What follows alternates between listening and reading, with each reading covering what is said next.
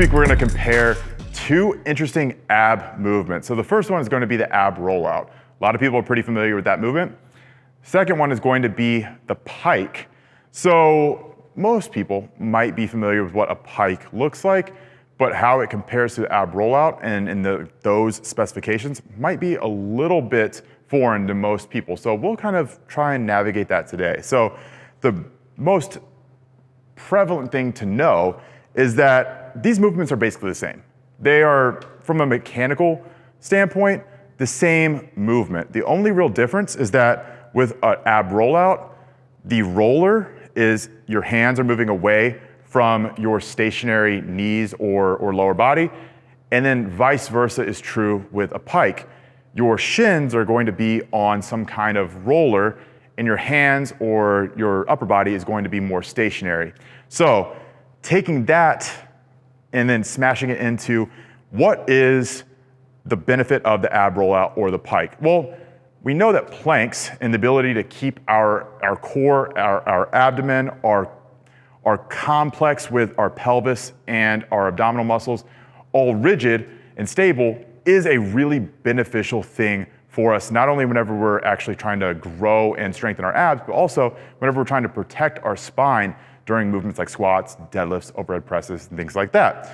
So the big thing with an ab rollout or a pike is that similar to a plank, we are going to be maintaining that spinal rigidity and that pelvic neutrality, but unlike a plank, it's going to be dynamic. So we're going to have changing lever lengths and changing moment arms to change the force. So the force will be variable that our abdominals and our core are going to have to actually stay rigid against.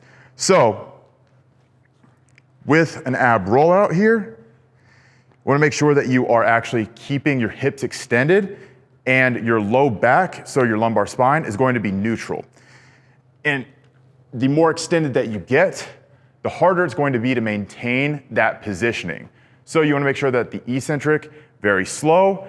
If you're not actually able to get fully extended while maintaining that positioning, maybe regress it. So there are a couple ways that we can regress it, but you definitely do not want to be trying to do a full range of motion if it's compromising your positioning. So starting at the top, you want to make sure that you are staying neutral, your hips are extended, slow, and then all the way back in.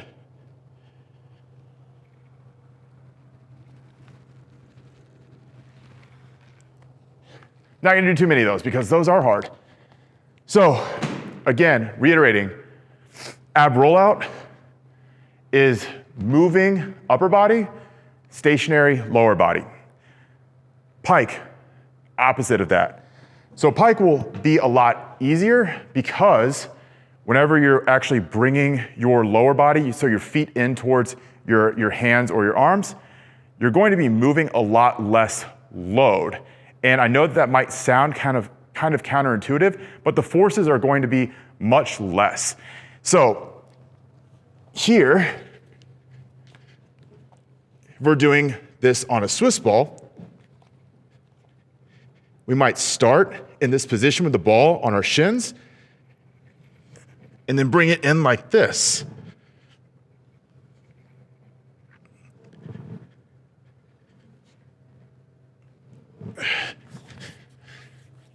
So the important thing to note there is that the mechanics for both of those movements are the same.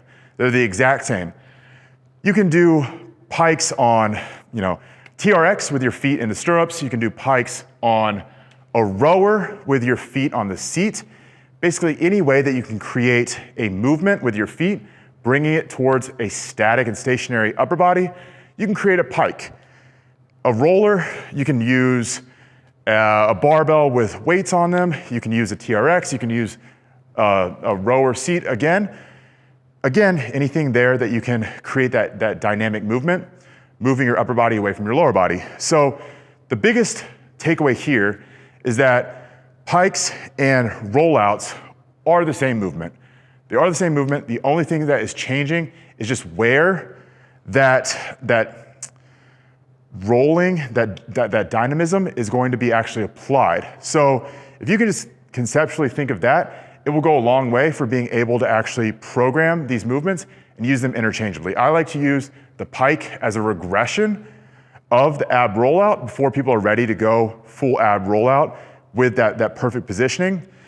But again, you can actually use Pikes in a ton of different ways to maybe actually be a progression from the ab rollout. So both movements are going to be awesome. They're going to be a great way to add dynamic movement into a plank variation. They're going to strengthen your abs. They're going to create a lot of rigidity. They're going to train your pelvis and your spine to be able to handle changing forces, which will carry over into compound movements, bracing during things like squats and deadlifts.